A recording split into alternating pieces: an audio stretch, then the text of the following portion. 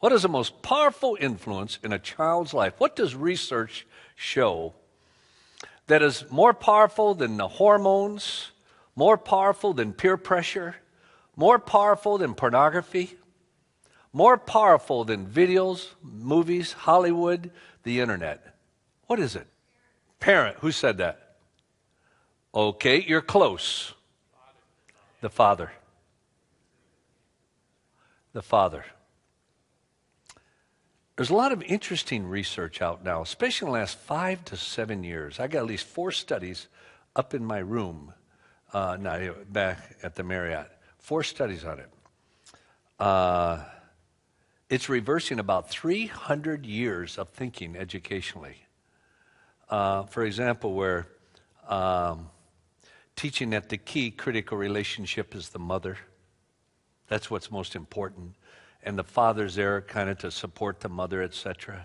And that's why I'm saying, well, divorce isn't that bad because the mother's there and that's the key factor and all. And now it's starting to show. And they're handling it very carefully because it's reversing 300 years of thinking that the father's input into that child is as important and equal to the mother. But they say that, and then almost every study adds, and in some situations, more powerful. The father.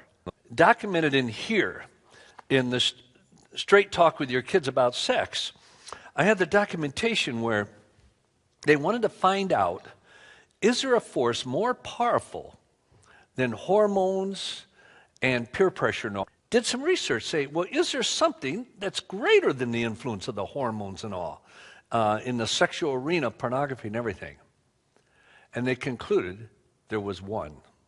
Only one influence greater than the kicking in of the hormones, everything, the relationship with the father.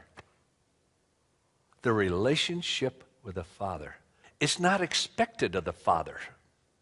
And when a father has a close, loving, intimate relationship with that child, the impact percentage-wise is far greater because it's totally unexpected in culture and in that child. But this is what is interesting. It says it is more influential than hormones, pornography, everything. Up to what age do you think? What age? Who said 25? 25 years old. They said the influence of a loving, close, intimate relationship with the father is stronger than any influences in the university. Up to 25 years old. You try to tell that to a university student. And one of the emphasis of the study in the journal is that parents should not think that after high school, no, that they've got to be involved, that their child needs them. Now, one of the reasons was, remember Sean brought out, and it's all documented in here about the brain, that it doesn't reach maturity and completeness until what age? Anyone? 25. It's actually, now they're starting to say, Sean, some of the latest, 28, 29 years old. And what they're saying is you are not really ready to make consistent moral choices until you're 25. Now they're starting to say 27, 28, 29 years old. And it doesn't matter your education, doesn't matter how many doctorate degrees you have or anything, you don't have the wiring for it. You don't have the wiring. But then the other study shows that a father's close, loving, intimate relationship with the father is more powerful than any other influence up to 25 years old. The same with the maturing of the brain. I don't think there's any coincidence there.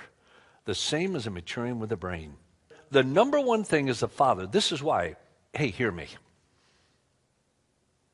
You've got to do everything as a youth worker that you can to affect the parents. Especially the father. Otherwise, you're almost spinning your wheels. Because research shows, and so I got it all documented, that the relationship with the parents, when it's a close, loving, intimate relationship, and especially with the father, far overrides the youth pastor, the church, everything, and influence in that child's life. And I'm not sure churches are really taking advantage of that. But I know the problem you face is what I face. How do you get to the parents? So many of them don't even know their dad, or the dad is totally disassociated, the family is dysfunctional. But all I can say is do everything you can to affect parents. Now, I've learned one thing. This is my 51st year in youth ministry. Man, I'm old. I've been around the block so many times. And that most youth pastors, youth workers, have very little influence with parents. Very little influence. Because parents, if you go to a parents and confront them, and some of you have about their child, and they'll say, wait until you have kids. Wait until you have teenagers. See how you talk. And you push it, and they'll go to try to get you fired or not work with young people.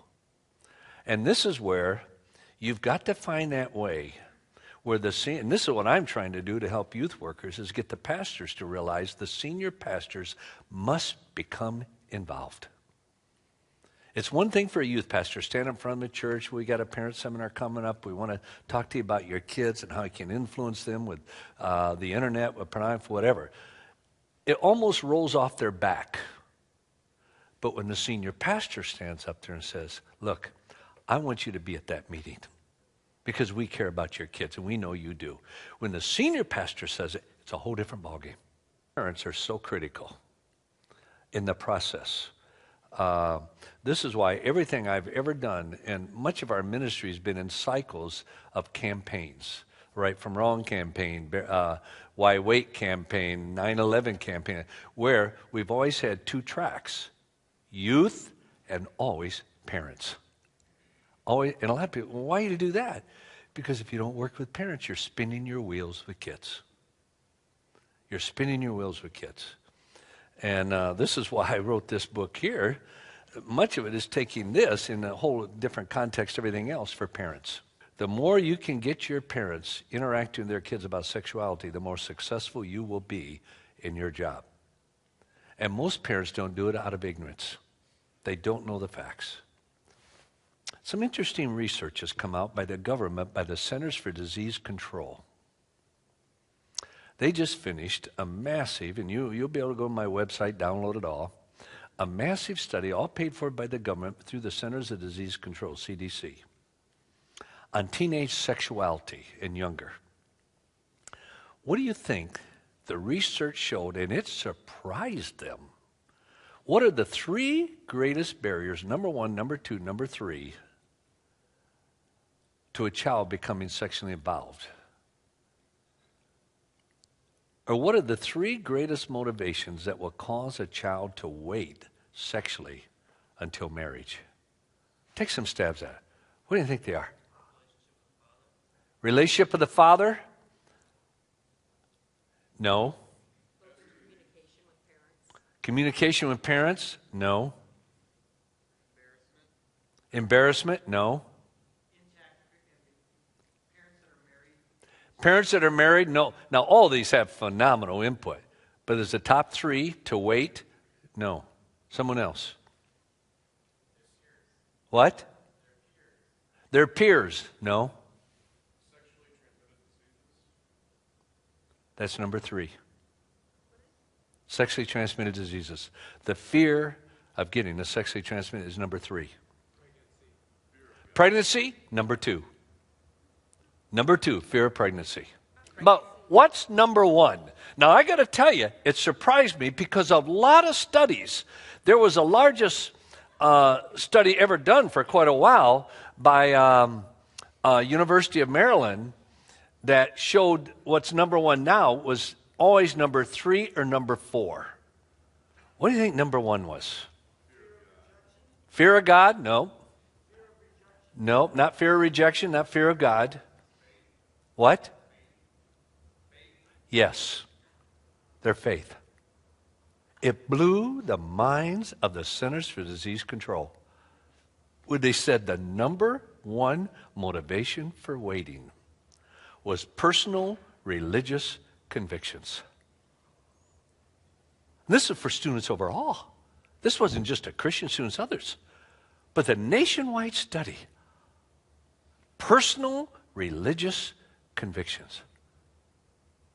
Now that surprised me. Usually that would come up number four, number five. In the other study, they showed the top 5, which kept kind of whether marijuana, drugs, alcohol, violence, pornography, sexual involvement, whatever. I would say 95% of all young people have personal beliefs. And many of them are very good. But the difference between a personal belief and a personal conviction, it really becomes a barrier, is with a personal belief, you know what you believe. With a personal convictions, you know why you believe it. And when we create within kids, not just the belief, but the why of the belief, do you realize you have created the number one motivation to wait until a loving, intimate relationship of marriage and to fulfill God's plan in your life? Whew. I have to admit, I didn't expect that. But the more I think of it, I wonder why I didn't. But for the CDC said when they kept getting that answer back, they were puzzled by it. And it came out ahead of everything. So number one, a personal religious faith with convictions, fear of pregnancy, and fear of an STD. But you know what? The government, education, and culture is trying to mitigate all 3 of those. Trying to downgrade the religious faith, can have sex without the fear of pregnancy and without STDs. What I encourage you all to do is build convictions into your young people. It's one of the best ways to deal with pornography. And I would suggest a book here, and I wasn't even thinking of this before. When I sat over there and you were speaking, Sean, and I thought about the 3 reasons why people wait, the book you and I did recently called The Unshakable Truth. I wish I could give every one of you a copy. Because I think Sean and I discovered the key historically to maintaining kids in the church, in their faith, and building them to stand strong morally. And what we discovered historically in the church, there were 12 basic truths they taught. You see, up until about 125, 140 AD, there were only about 25,000 believers in the world. After 100 years? And what I started to see was all the books I read in self-image, which by great authors and very good, I kept reading them saying there's something wrong, something missing. You know what they did? Almost every single book on self-image would go back to the first century church to build the basis, not of self-image, of worldview. Because worldview is a key. Well, that's almost a false premise. Because up until 135, there were only 25,000 believers in the world. Most people don't realize that. A man came onto the scene, made some observations, said almost identical what Bill Hybels said when they did the research in their church and came out and said, we have failed. Our motto of ministry for 30 years has been wrong. We have not produced followers of Christ, true followers of Christ, and we have not produced a generation that's passing their faith on to the next generation. Justin Martyr concluded the same thing after looking at the first 100 years of the church. We have not created true followers of Jesus, and we have not created a generation that's passing their faith on. He uttered 3 words that became 4 principles that took the church from 25,000 after the first 100 years, and the next 200 years took it over 20 million. So we went to the Council of Nicaea, and we worked backwards. There were 12 truths, not 9, not 13, not 11, 12 truths that took the church to 20 million that said, you're not a true follower of Christ unless all 12 of these are inculcated into your life. And then it wasn't just what they taught, it was how they taught it. 4 simple principles that I think are more relevant today than back in the 2nd, 3rd century church. 4 principles. And what we did, we took those 12 truths, and you start going through it, you say, yeah, this is key. Whoa, you've got to know this and this and this and this. 12 truths, and then each section is a truth, and then Sean and I divided it into 4 chapters with the 4 principles. And I wish I could give it to all you. Can't. I don't even know if we have it here. Yeah, we do. He just held it up. It's called The Unshakable Truth. And I wish every pastor would start preaching that book. Not the book, the truth's in there. I wish pastors, youth pastors, take 1 year, each month take one of the truths. And then for 4 weeks, use those 4 principles of teaching that truth. I think we'd have a revolution. I really do. You say, well, what about when you come to Christmas? You don't have to do them in order. What about Easter? Do the resurrection. You don't have to do them in order. I think it would be uncanny for a church to take the 4 truths that the church learned over the years that must be inculcated in a person's life, and then each week take one of the different 4 principles of applying it.